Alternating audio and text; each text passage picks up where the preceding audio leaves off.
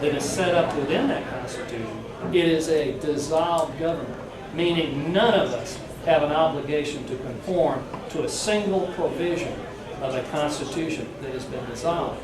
And not only that, it also means that every elected official and officer and everybody that serves government is no longer in authority to do anything with you or about you. And if they try to force you to do anything, you have a lawful, legal, God-given right to resist that with force if necessary.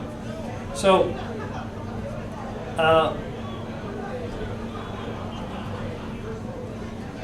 to cover the difference between a democracy and a republic, did you want to ask a question? Just trying to get wagers. Oh, I'm sorry. Okay. I don't know that we're probably going to, how's our time looking? Okay, I got about 5 more minutes, so I'm going to wrap this up. I got 7.5 minutes. Yeah, good. I'm glad. Thanks for watching, Don. He's one of my friends here.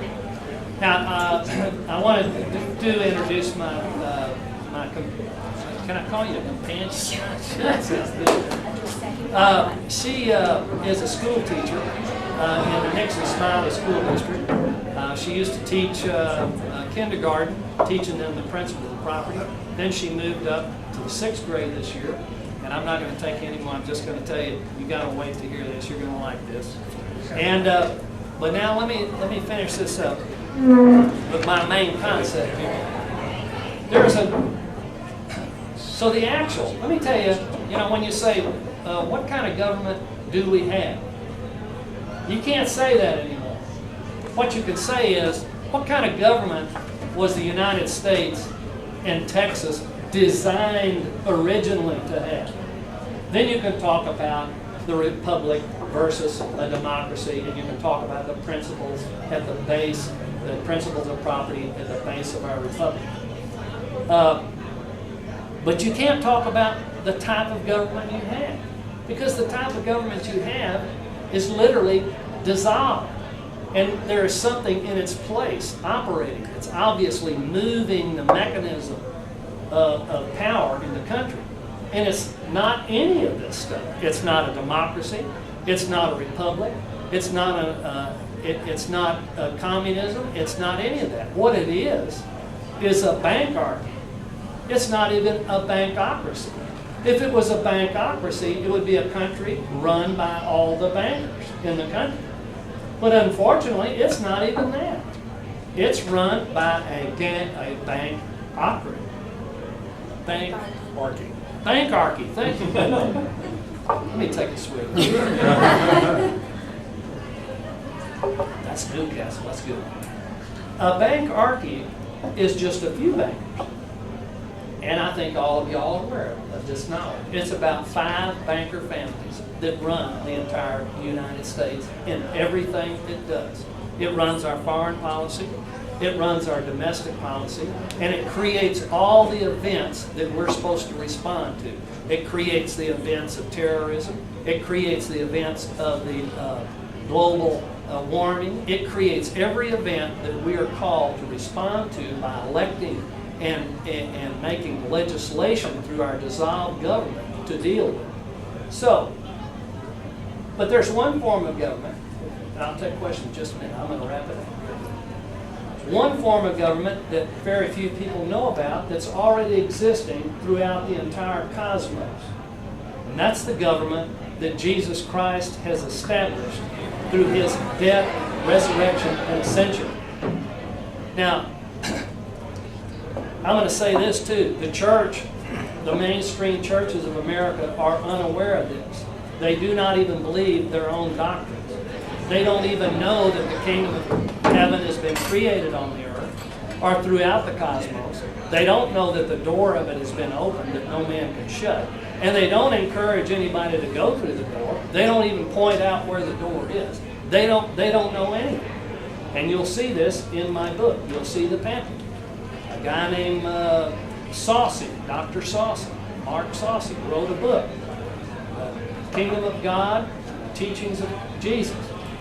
He commented on every theologian that has written since 1960, and none of them could find the kingdom of heaven on earth. Whereas, if you look at the the theology of the founding era of this country, you find many theologians that knew exactly where the kingdom of heaven was. They knew it was on the earth. They knew it was throughout the cosmos.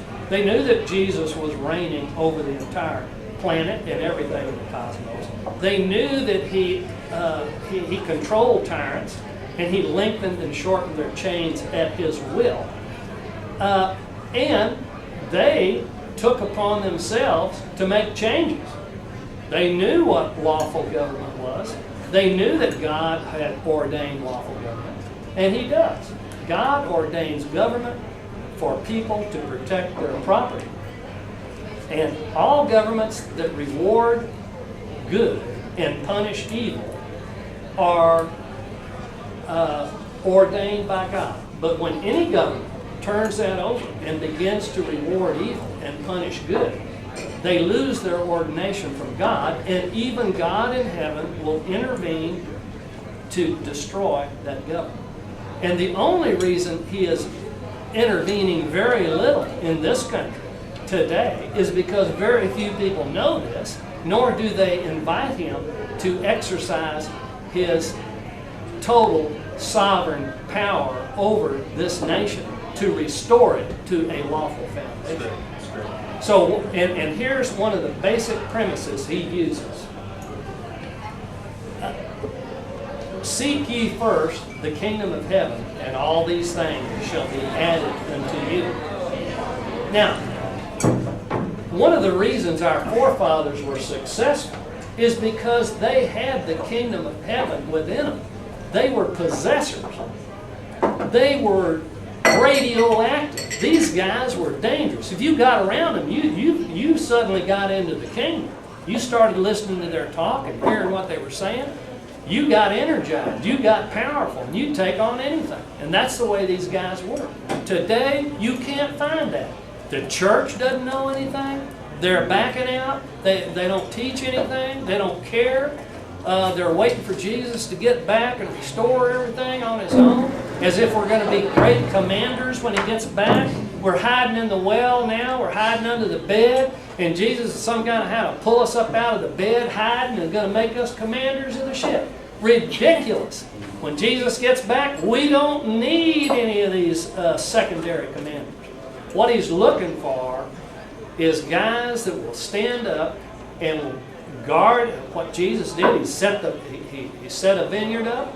He put a hedge around it, put a tower in the middle of it, and he expects us, the husbandmen, to guard the wall, watch the hedge, get up in the tower, and protect the nation from people that don't know anything about property, don't care anything about property, don't care about life, liberty, and possessions. They just trample everything. They take what they want. So here's what I'm saying. Let's try a new thing, gang. Instead of looking at a dissolved, broken government, when they are planning unbelievable, y'all are on the internet, you've probably seen what's all going. They got 3,768 FEMA camps designed for us, just like us, right here. That's who's going to fill those FEMA camps up, unless we kind of change our mode of operation and thinking. Now that's what, and while we're trying to get rid of the Fed, while we're trying to get a few little guys in office, by the time we get 5 guys in there worth anything, we're probably going to be in a FEMA camp. So what I'm saying is, we better start figuring out how to get into the kingdom of heaven and asking God to intervene. And